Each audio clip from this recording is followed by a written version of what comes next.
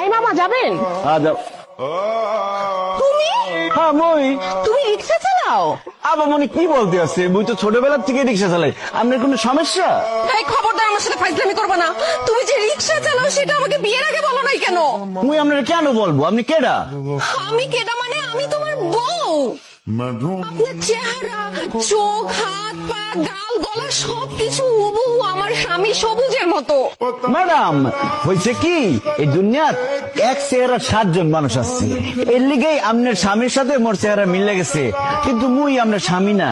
দোস্ত বাদ দে তো, তোর স্বামী রিক্সা চালাতে যাবে কেন? এইটা তো স্বামী না, চল তো। আচ্ছা ভাই আপনি আপনার শার্ট খুলেন, কারণ আমার স্বামীর বুকের মধ্যে একটা জন্ম দাগ আছে, কালো দাগ। সেই দাগ যদি আপনার বুকের মধ্যে না থাকে তাহলে আমি বিশ্বাস করে নিব আপনি আমার স্বামী না। এনে হাত ধরো। না আমার চলবে না সব। খবরদার মরে ধরবেন না। দোস্ত কালো দাগ তো সত্যি সত্যি আছে। এই সত্যি করে বলেন তো আপনি কে? ধরা যখন পড়ে গেছি আর মিথ্যা কথা বলবো না শান্তি। আমি সবুজ, তোমার স্বামী। আমার চাকরি চলে গেছে তো, তাই রিক্সা চালাইতেছিলাম, কি আর করবো বলো। ছি শান্তি ছি, তুই একটা রিক্সাওয়ালাকে ভালোবাসে বিয়ে করছোস? তুই এত সুন্দর একটা মেয়ে, ভার্সিটির সব ছেলে তোকে পছন্দ করতো, আর তুই রিক্সাওয়ালার সাথে সংসার করতে। আমি তো তোর মতো দেখতে এত সুন্দর না, তারপরও আমার জামা সরকারি চাকরি। আল্লাহ, তোর রুচি এত খারাপ, তোর স্বামীর পরিচয় জানার পর তো লজ্জায় আমারই মাথায় হেঁটে হয়ে যাচ্ছে। তোর সাথে আমি আর কোনো সম্পর্ক রাখবো না, কারণ আমার জামা সরকারি চাকরি করে, তোর সাথে সম্পর্ক রাখলে আমার কোনো মান সম্মানই থাকবে না। রিক্সাওয়ালার বউ রিক্সাওয়ালার সাথেই থাক। রিক্সাওয়ালার আমি বিয়ে করছি না, এটার একটা বিয়ে করতেই হবে। এই শান্তি, কি হয়েছে? কান্নাকাটি করতেছিস কেন? এইরকম একটা ছোট লোক, একটা অশিক্ষিত সাথে আমার বিয়ে হয়েছে। তুমি কোন সাহসে আমার ছেলেকে অশিক্ষিত ছোট লোক বলতেছো? অশিক্ষিত ছোট লোক বলতেছি কারণ সে রিক্সা চালায়। এখন আপনি বলেন, ও যদি অশিক্ষিত না হইতো তাহলে কি রিক্সা চালাইতো? কি বলেন? আমার ছেলে রিক্সা চালাবে কেন? এইটা আমি বিশ্বাস করি না। বিশ্বাস করবেন কিভাবে? ছেলের ব্যাপারে তো কোনো খোঁজ খবর রাখেন না। আপনার ছেলে রিক্সা চালায় আমি আমার নিজ চোখে দেখছি। চুপ করে দাঁড়ায় আছো কেন? গুণধর মায়ের গুণধর সন্তান, বলতেছো না কেন যে তুমি রিক্সা চালাও?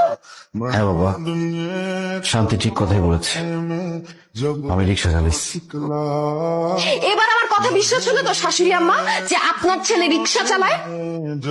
এবার বুঝছেন আমি যে আপনার ছেলেকে ছোট লোক বলছি, অশিক্ষিত বলছি, এমনি এমনি বলি নাই। সে আসলে অশিক্ষিত, আসলে একটা ছোট লোক। ছি ছি ছি ছি, ওর ভাবতেই অবাক লাগছে আমার মেয়ের জামাই রিক্সা চালায়। আপনাদের কোনো মান সম্মান না থাকতে পারে, কিন্তু আমার তো মান সম্মান আছে।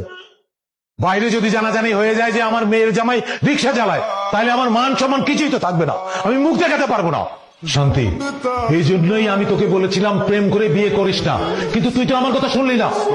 বাবা আমার অনেক বড় ভুল হয়ে গেছে। আমি যদি জানতাম ওদের ফ্যামিলি এরকম ছোট লোক, এরকম রিক্সাওয়ালার ফ্যামিলি, তাইলে আমি জীবন নিয়েও এখানে বিয়ে করতাম না। বাবা এখন আমি কি করব? যাই করো শান্তি, আমার সংসারটা ভেঙে তুমি চলে যাও না। তোমার সাথে আমি সংসার করতে চাই, আমি তোমাকে ভালোবাসি। ঠিক আছে, তুমি যদি আমার মেয়ের সাথে সংসার করতে চাও তাহলে আমার একটা কথা রাখতে হবে। কি কথা রাখতে হবে বলেন? তুমি তোমার এই বাবা মাকে ছেড়ে আমার বাড়িতে গিয়ে ঘর জামাই থাকতে হবে।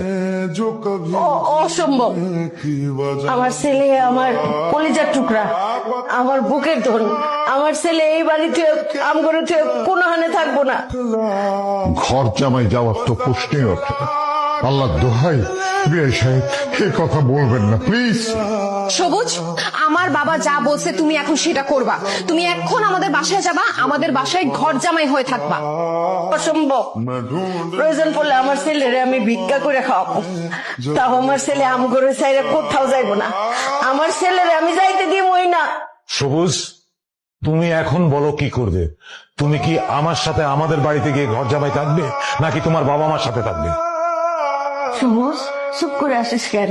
তুই তোর মায়ের সাথে থাকবি। আজকে রাতটা আমাকে সময় দেন, আমি কালকে আপনাকে জানাচ্ছি। শান্তি, আমি এখন গেলাম। যেভাবেই হোক জামাইকে আমাদের বাসায় নিয়ে যেতেই হবে। তুই জামাইকে রাজি করা, আমি কাল সকালে আবার আসবো, তোকে আর জামাইকে নিয়ে যাবো। যা, গেটটা গুছিয়ে দেন।